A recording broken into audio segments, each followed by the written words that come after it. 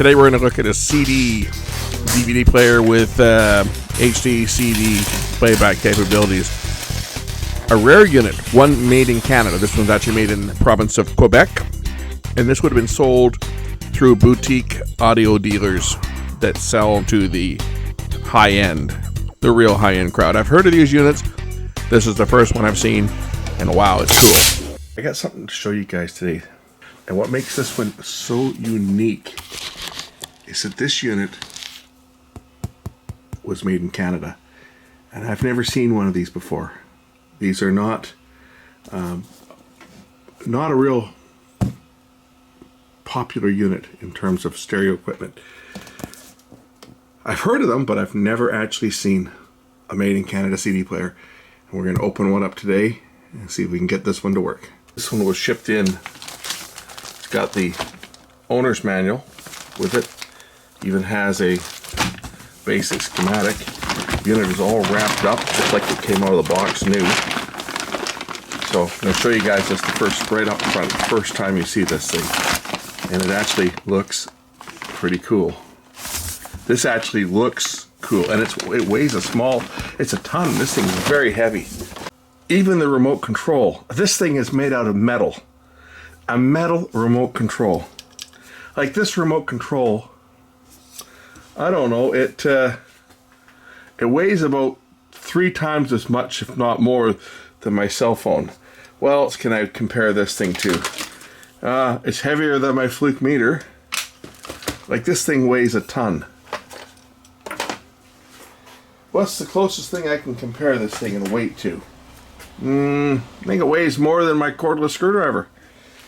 Yeah, this remote control is all metal. Metal, complete metal, with just the LED facing out the front. Talk about quality. This whole unit is also all metal. Look at that. HD CD.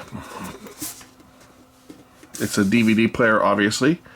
It's got your analog outputs on the back.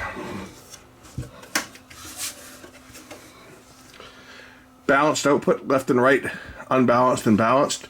It's got composite output, S-video output, component blue, red, and the Y, so component output, toslink optical, as well as coaxial, and an AES EBU balanced digital output. Made in Canada. This is pretty neat looking. Let's get it apart. 4 screws in the top cabinet.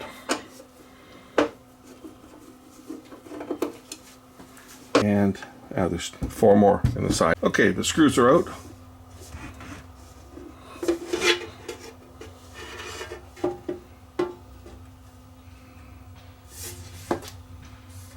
Wow. We'll just stare at that circuit board for a minute. Now that is a thing of beauty. Features a TDA8443. This is a component video switch for the component video outputs on this one. Here's our audio circuits down here.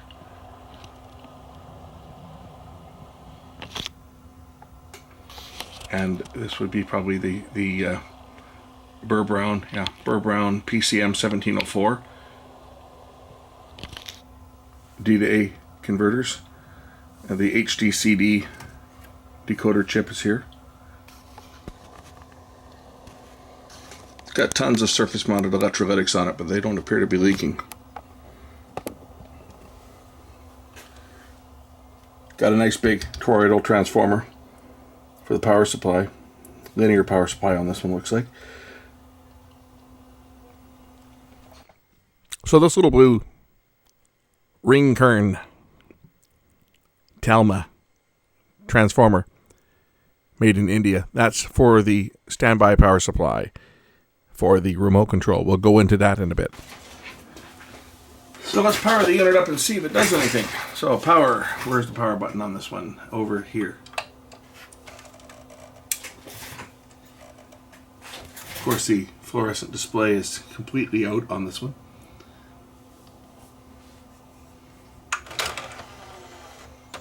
Check the belt tension.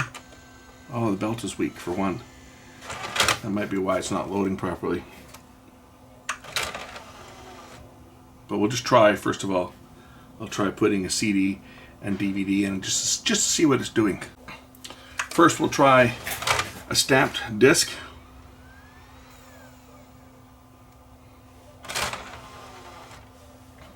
Didn't like that one, did it? Looks like it turned off when it ejected that disc. Actually, it locked the system out, and the word locked came up on the video screen. It's not reading. Let's see if we see any light emitting from the laser pickup. We don't see any light at all emitting. I'm going to check the connection here. Just going to check the seating of the ribbon connector. Make sure that it's seated properly. There's no attempt for the laser to do anything, so it could be a bad connector here. It could be a bad flex cable, or it could be the actual pickup itself is bad.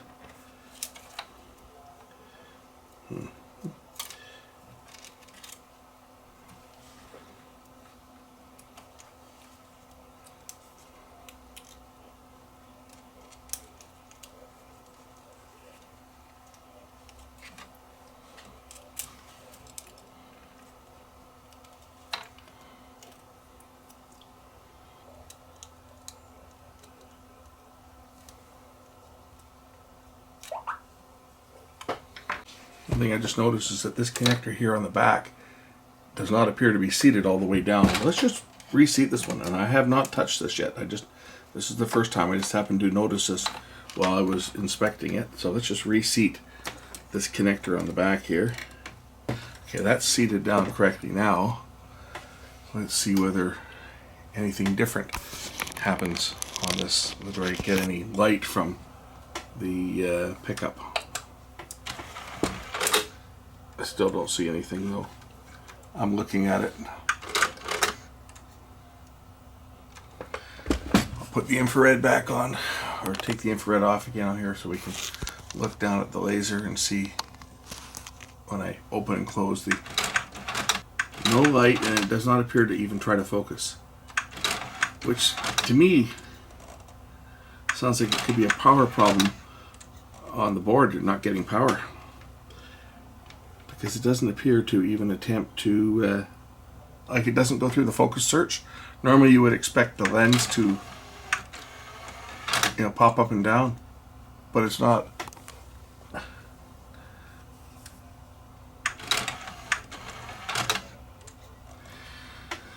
The sled motor moves, but that's about it. We're going to look at some power supply measurements coming off of the main power supply board, as I've got the pinouts here. So U3 and J6 are two of the headers here that supply power over to the actual CD DVD section. So we're going to look and see if all the voltages are there. It looks like I'm going to be looking for 3.3 volts, 5 volts, 6 volts, and -5 and 12 volt. There should be several voltages with respect to ground. So 3.3 volts should be present on this one, and I got 3.2, and pin 3 should be the 5 volt supply. 5 volts, okay. Pin should be 5 volts, and 6 volts. So there's 5 volts. This is the second one here. 5 volts. This one here should be 6 volts, 5.6. The next three should be ground.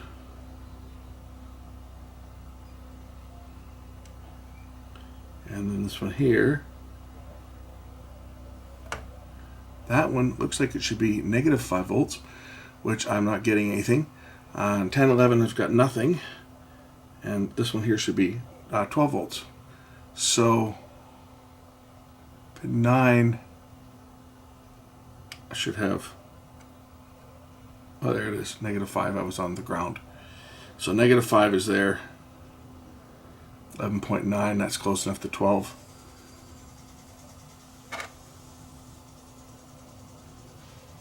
So it's got voltage getting over to the board.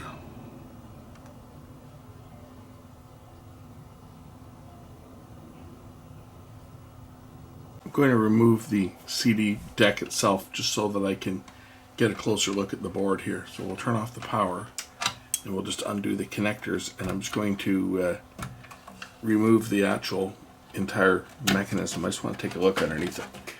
So undo the connectors here, and then I gotta undo some screws. Well, now I've seen everything. It used one Phillips, one small hex key,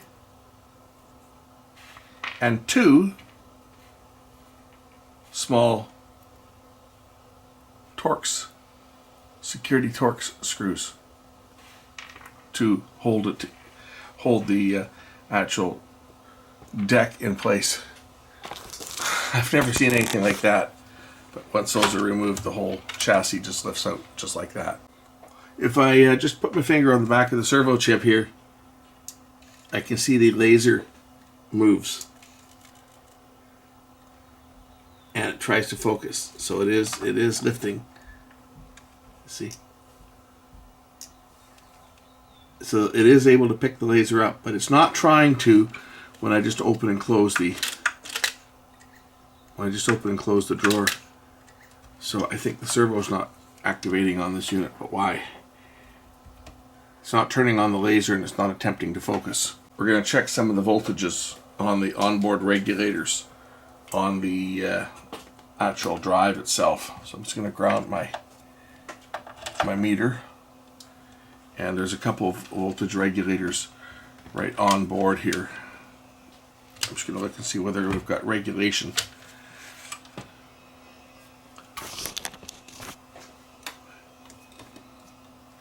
So here's one here. Voltage going in is 11 volts.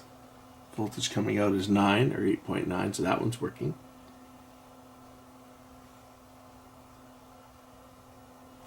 There's another one on top here. The back. There's a voltage regulator down here. Voltage going in is 5. Looks like. Where is it here? 5 volts. And the voltage coming out is 3.3. So that one should be working.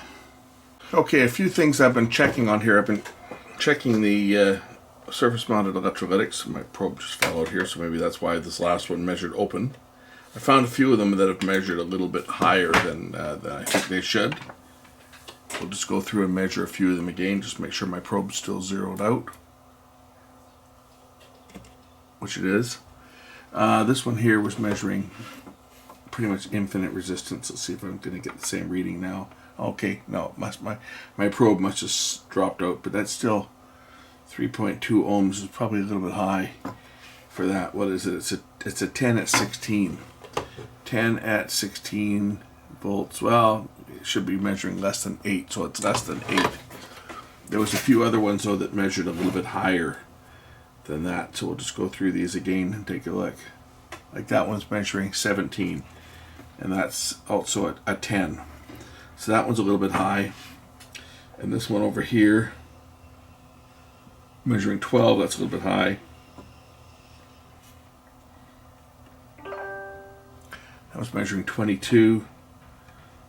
There's a few caps here that are certainly measuring a little higher ESR than we would like to see, and that might be part of the reason why this thing's not working. So what I think I might do is just change out a few. I'm not going to change them all, but I'll change out the ones that are certainly measuring really high by comparison to others, and then we'll try the board back in and see whether it makes any difference. I'm using the technique just to chop them off and remove the actual body of the capacitors separately, and then take the pins off. And the reason I do this is because I don't want to risk any damage to the board itself. There are other methods of removing these electrolytic caps as well, and most of them work pretty good, but there's always a slight chance when you twist them off, for example, there's always a slight chance that it's going to take a trace off. So I prefer not to take that risk and remove the pins slowly and deliberately. That way there's no chance that it's going to damage the board at all. If we carefully remove the pins,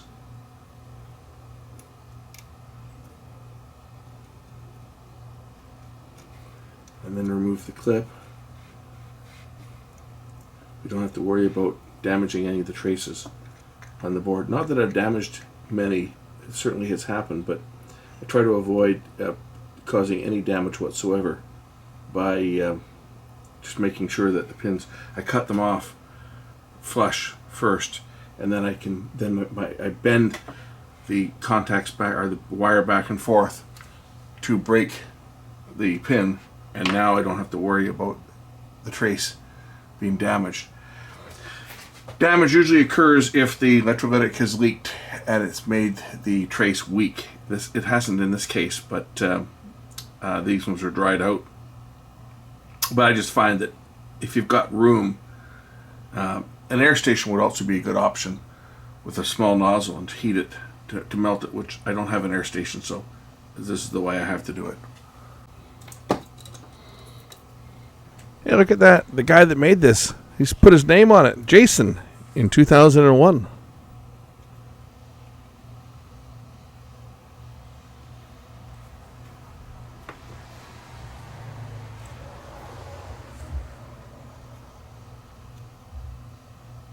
Lift off the remnants of the old pin. Get the new cap ready to go into place.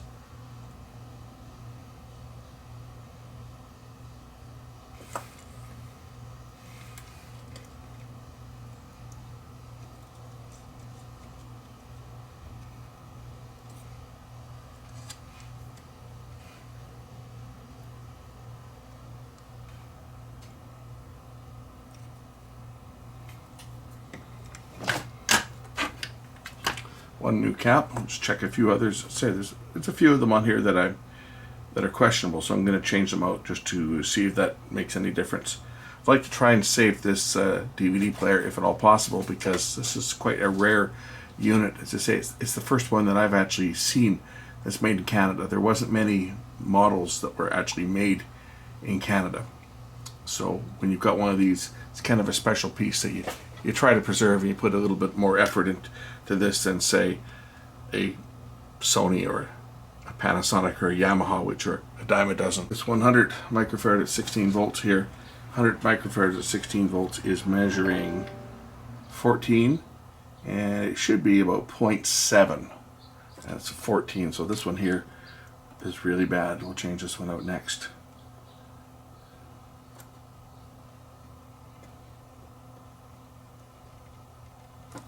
So to change this one, I'm just going to take this one, I'm going to cut it with my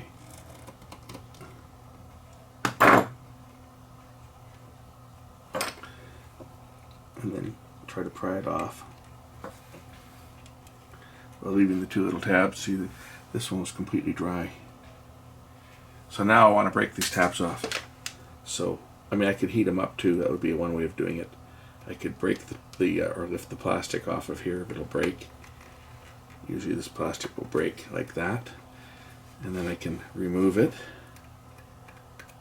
And that leaves the two little pegs sticking up, which I can then take off with my soldering iron.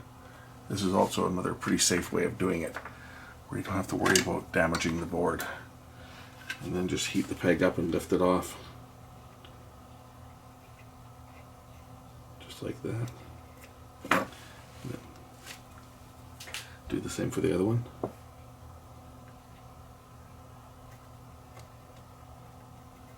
Just like that.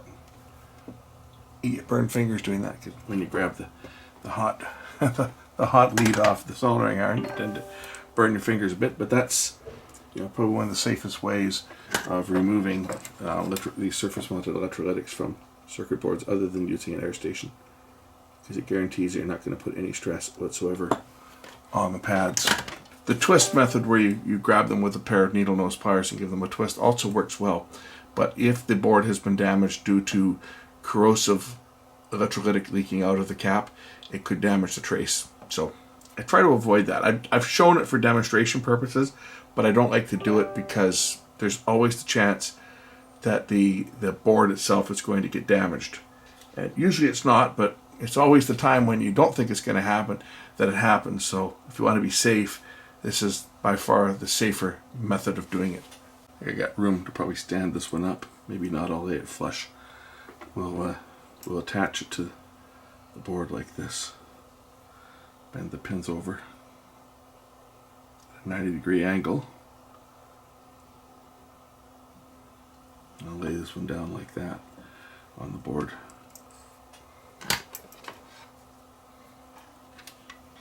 Tell you, I went out for lunch today. It's sure nice that everything's opening up again. For once, I didn't have to line up. Didn't have to wear a stupid face mask and line up and stand on stupid dots. It was nice. For the first time in like a year and a half, we've been able to go out to a restaurant and not actually have to wear a face mask until we're served. And put one on every time you want to get up. Or, here's one, be able to go and refill your drink cup. Because for the last year and a half, well, touching the fountain soda dispenser has been off limits. You've had to either ask for a new cup, and a new lid and a new straw, or get someone else to fill it for you. It's been ridiculous, but it's nice that our restrictions are coming off, and we have a little more freedom than we had over the last year and a half. And people seem to be a lot happier too. Over this last year and a half, I've run into more grumpy people. The skip the dishes people, though, are they're still got attitude. And the DoorDash people, they still got attitude. They still butt in line like they own the place. And you're in there, and they just walk right ahead of you and stuff their bag on the counter and expect everybody to drop everything for them. That's when you'd like to stick your foot out when they're walking out the door, right? Watch them go flying with their order. Food everywhere. That'd be funny. Okay, where's the next one we're going to check here? I'm just going through and just checking out different caps to see which ones are. See, that one's good. If they're low, then I'm not going to bother. It's only ones that are really, really high. That one's good. That I'm going to bother changing. Like this one. This is a 22 microfarad. It's 6 volts. Although my chart doesn't show 6 volt. It only shows the 25 volts at 6 ohms. This is coming up at 22 ohms. So I think this one probably, on good measure, probably should be changed. 22 at 6. Because 22 ohms is pretty high on that one. This one here is a 4.7. It's at 12. 4.7 at 35 volts. And it's coming up at 12 ohms. And it should be like no worse than 7.5. So these two probably should be also changed.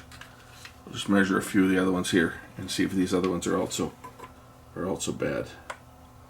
0.46 ohms, that's good. 0.6, that one's measuring good. 0.5, that one's measuring good. 0.8, see, these ones are testing okay. There's just a few of them that were really high. 0.8, that was probably okay. 0.9. If they're down below an ohm, I'm not going to do them. But the ones that are really high, like these two here, probably these two should be changed out. These other ones, I think, we're all measuring okay when I kind of went through. That one's like 1 ohm, and this one here is like, oh, that one should probably be changed to a 10 at 16 volts. That one's okay, and this one here is, what is this one measuring? Can't get the probe in there. That was probably okay. 47 at 16. Close. It's not bad. It's coming up at 3 ohms, and 47 at 16. Where are we here? It should be. Yeah, that one might be. It shouldn't affect it though. It's not really super high. Same with that one. It's the ones that are really, really high are the ones that I'm concerned with more than anything else. So it looks like we'll just do the ones that are really high.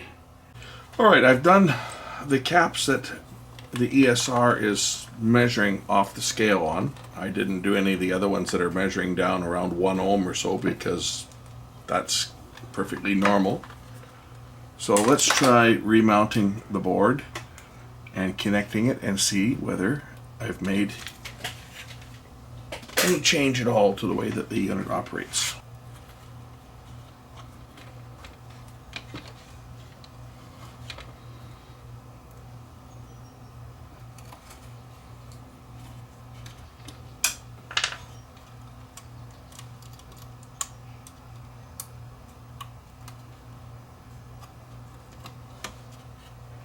Okay, the unit's back together.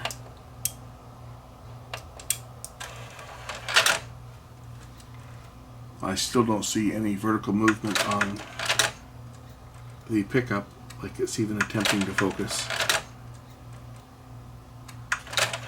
So I would say that it made no difference changing those caps.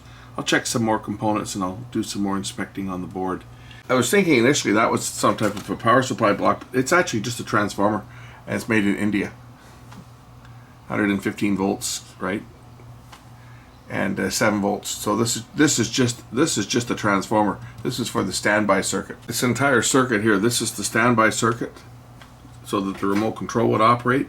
So it's got a conventional transformer, bridge rectifier right here. That's the bridge rectifier. There's the transformer. That's the blue thing right there. Bridge rectifier, U105, which we just checked. That was the 5-volt regulator. It powers up the circuitry here for the remote control, which controls by means of this optocoupler over here, which is U108. That guy there, the little white part. I'm not touching it, by the way. It just looks that way on camera. Optocoupler is what is used to electrically isolate the 120 volt supply so that it turns on the power to the transformer.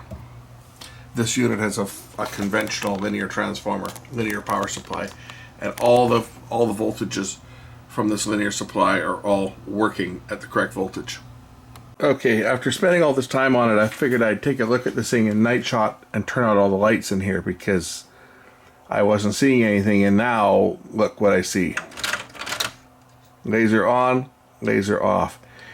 It's not forming a laser. Either a mirror is damaged or missing, but that is not. You can just see the edge of the lens lighting up there. And of course, it's not detecting that there's a disc. So all this, changing out caps that have a bit of high ESR, was for nothing because it looks like the problem on this thing is the optical pickup is bad. You can see some light, but that should be a really bright, like that should be so bright on this camera in night shot mode. Without night shot, you won't see anything. I almost see something around the edge there, you see? But turn all the lights out to see it. And that should be just a blazingly bright light. What the unit does is it turns the laser on. It looks for a signal coming back from the laser. When it sees the laser, it then turns on the focus servo. So of course it's not going to lift the lens because it's not detecting any disc. We have an optical pickup problem on this one. There's the bottom of the pickup. You can actually see that there's an exposed mirror on here. Well, there's the pickup assembly. I'm just looking to see if any of the components have come loose, like the laser diode or anything that's come loose. And that's why it's not refracting at the right angle. But it's definitely not shining up. There's 2 lasers in this unit. There's one laser over here. The other laser is where's the other one? I think it's down here. there's two lasers in here. One for CD and one for DVD. One laser here. The other laser is over there. And they're obviously going to fire a beam into a mirror. This one's going to fire a beam into a mirror here that refracts the light onto this mirror, which sends the light up. Then when the light comes back down, it gets reflected over to the detector, which is over here. But neither one of them is hitting the well, I couldn't say neither one. The only one that I can actually see is the infrared one, because how it works is the infrared laser goes on first, and then if it detects a CD, it tries to spin, and if it doesn't read anything, then it switches to the CD or the DVD laser. That's usually the way that these things work. Wonder if I can lift this plate off the bottom and see the inner workings of this pickup.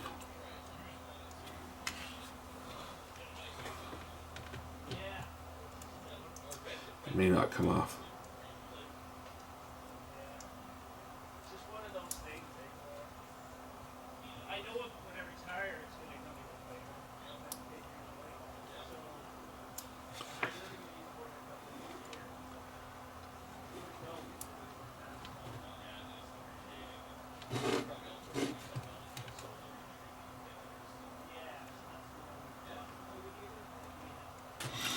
You can actually see through the lens. Looking through this, you can actually see the lens below. You can see through it because it's a semi-transparent mirror. So if I look through there, I can actually see light through it. It looks blue. You can see through the lens. There should be another mirror here to refract this one, and there should be another one over here to refract this other one. There should be two mirrors sitting at a 45-degree angle. One should be here, and there should be another one over there. Yeah, I'll look at it now with the infrared light source from the camera covered with my thumb. Where the heck that is? It's on the front here. So we'll block out all the light other than a little bit of light from an incandescent bulb on the ceiling, and you'll still see. There it is, you see? But that's not what the laser should look like.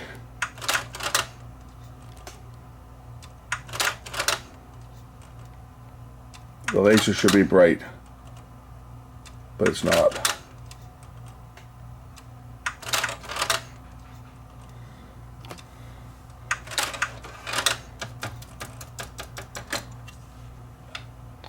The reason that looks like it's lighting up now is that's actually the reflection from the light in the camera, you see? That looks like a laser light, but it's not. It's actually the LED in the camera that's glowing. But it does come on, you see it there, and then it goes out. So I guess I'll just throw this one back together. We'll call it a day on this one. Get a hold of the fellow that owns it, and he's a local, so mailed it to me, but maybe I'll meet up with him somewhere and give it back to him in person, save him the postage. But you know what struck me was when I was taking this thing apart as odd was the fact that there was different screws. Like there was Torx and Phillips and one hex holding the transport in place, which struck me as kind of odd, almost like somebody's been in or was into it before. And the fact that this connector was not seated properly, it was sticking out on one edge, reinforces my initial thought that maybe somebody had been into this in the past and already pulled it apart and looked at it. The double-sided tape for the ribbon cable was also not stuck. But it took a little while to come to the conclusion it was the laser because I wasn't seeing any light. Thinking it was maybe something stopping it from turning on the laser, but there is light there. It's just that it's not focusing. So something mechanical has shifted in here inside the optical block, one of the grading plates or the mirrors in here has shifted, and we're seeing the laser bouncing off the edge of the lens as opposed to being focused through the center of the lens. So this is going to need a new laser, but I couldn't tell you where you'd find one for this. So I'm going to throw this together at this point and get a hold of the owner. He'll probably have seen this because of the video I'm going to publish anyway. I'm sure he's seen it. I think it's a cool machine, and I would love to fix it, and I would love to be able to find a pickup for this, or even an optical block. This might even be a part that's available, like it's an entire assembly. Don't know. Let's just say it's the first time I've seen one of these ones, but I don't know that the company is still in business. But we'll put this one together for now. See what I mean? Phillips screw. 2 Torx screws. And this one's a hex. And they're all different sizes. So there it is, back together. The Classe. This is an HD CD player. And DVD and CD, of course. CD, DVD 1. I was really hoping that this was going to be something that was repairable. But in the end, we have a bad pickup. So hopefully a pickup will be available, and I'd love to service this thing and put one in, but I don't know much about them or where you can get parts. If any of you guys know where you can get parts for this thing, or what parts are equivalent to it, because it's obviously that they made the audio circuits and the power supply was made in Canada. The actual DVD CD reader, that may have been just an off-the-shelf one that they put in. Kind of looks that, because it looks to be a different build quality than the other boards, but who knows? If anybody knows, let me know. And if we can get a pickup or an entire assembly for it, I'm sure the guy that owns it would go for that if we could find one. Anyway, that's it for now. There's nothing more I can do. Optical pickup's bad, but still a cool unit. Thanks for watching. We'll catch you in the next one. Bye.